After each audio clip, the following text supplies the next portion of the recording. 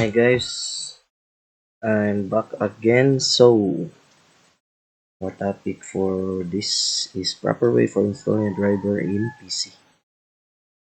So first, you must install a driver in your PC. Go to Microsoft Edge or Google Chrome.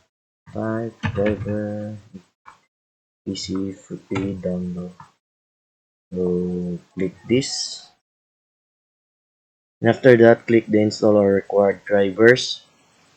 If you click this, and you will go to Windows, right click, go to Device Manager.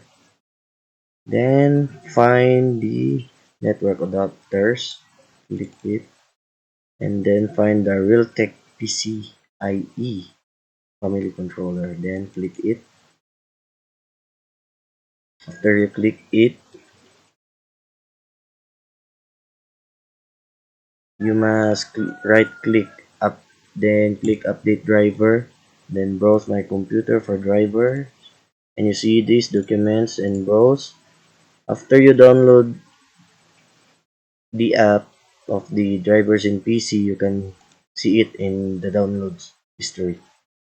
So it will put it to this file. And that would be all. Thank you, and it's already fine and it's okay.